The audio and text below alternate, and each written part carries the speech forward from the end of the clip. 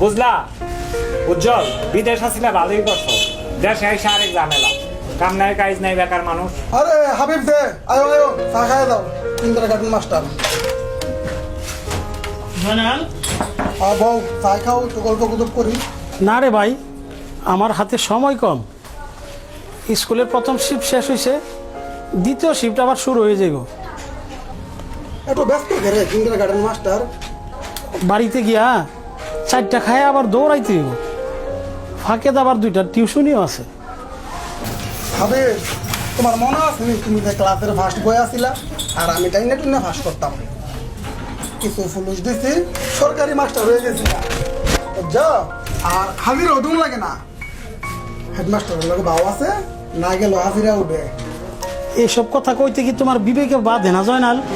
তোর মিয়া বিবেক, এই সস্তা বস্তা বিবেকের কোন দাম আছে না? কয়লা শত ধুইলেও ময়লা যায় না।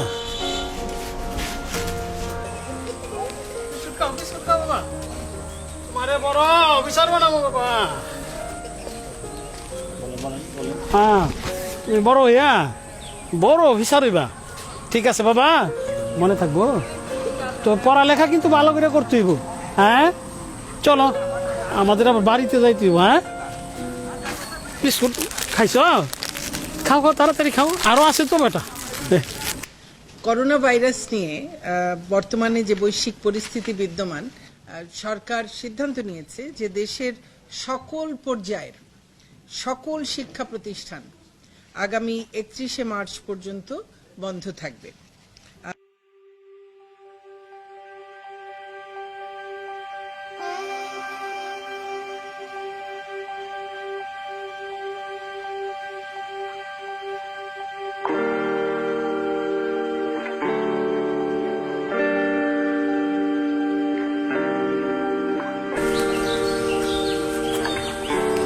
আরে হাবিব না, আরে তুমি তো অনেকদিন পরে।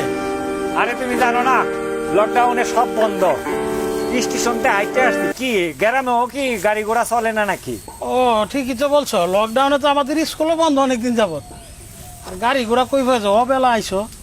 অবেলা আইসি এনে মেসের মধ্যে পড়া থেকে কেটা রাইন্দা দিব কেটা কি, এরপরে ঘর থেকে বারণ যাবে না, বিভিন্ন জায়গায় সমস্যা, ঘর থেকে বারণ যায় না।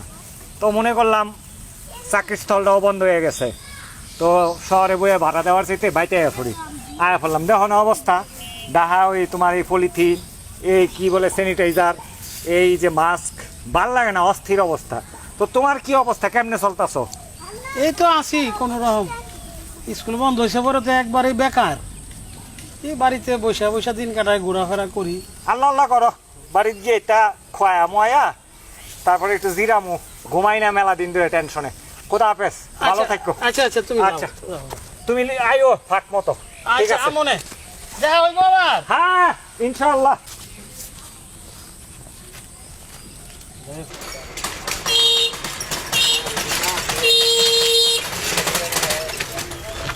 কি হাবিব, ওই দাও। বুঝলে হাবিব, লম্বা ছুটি পাইয়া শ্বশুর বাড়ি গেছিলাম বেড়াইতাম। শাশুড়ি যে কি আপ্যায়ন, আসতেই দেয় না। তো আইসো কেন? শুনতেছি স্কুলটা নাকি খুলবো, এর লাগে আইলাম। তুমি চাও না স্কুল খুলুক? আরে ফুনাবাইলের গেনের গেনের কেনের কেনের ইত্তা হুনাত্তা বালা না, গরব হয়ে বেতন পাইতাছি। পোলাভানের যে কি অবস্থা সেই খবর রাখছো? ফুলাবাইনে খবর লয়ে কি করমু? সংসদ টিভি আছে, মোবাইল আছে, খাইব দাইব ঘুমাইব, মোবাইল টিপব। দাও দাও, তুমি ফুলাবাইন লয়ে। খাড়া শেখা, দেশটা খাড়াসে বইরা গেছে গা। বাজার উন্নতি নাই, খাড়া সরে দেখলে আরো মনটা নষ্ট হয়ে যায়।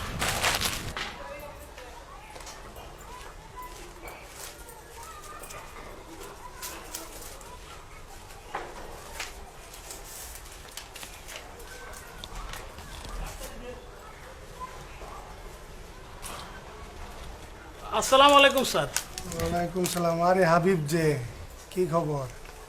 কি আর কমু স্যার, পোলাডায় দুধ চা, দুধ কই পামু? দুধের বদলে বাতের মার দিয়া চালাই দেই। শুধু মানুষ আমাদের বড়দের চালাকি ধরতে না পারলেও স্বাদে তো ঠিকই বোঝে। কি কমো স্যার, আজগা হেরে মার দিছি, শেষে অনেকক্ষণ ওই গান পার্কে কাঁদছি।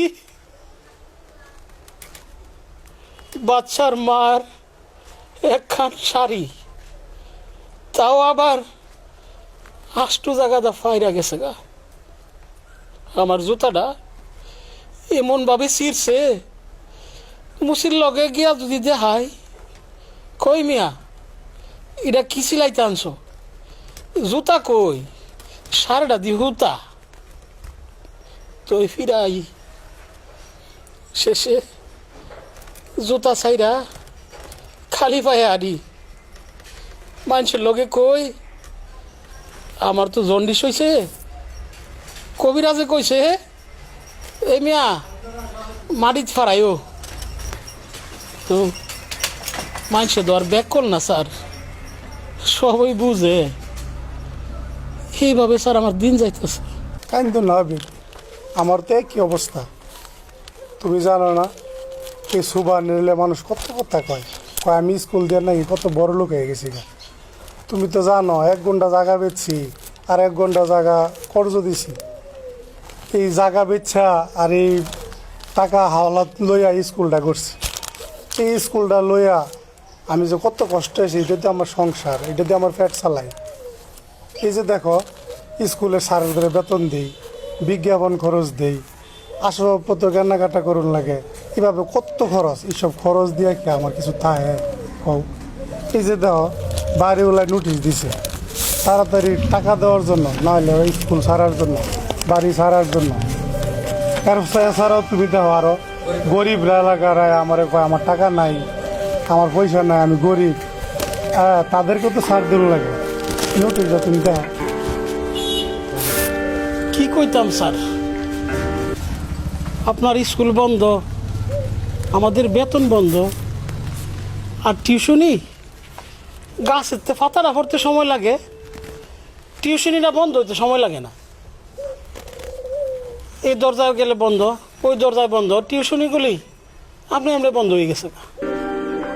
কিন্তু ভর্তির সময় একই তো, হাবিব স্যার আমার ফোলাটারে বৃত্তি খাওয়াই দিতে হইব, A+ যেন পায়।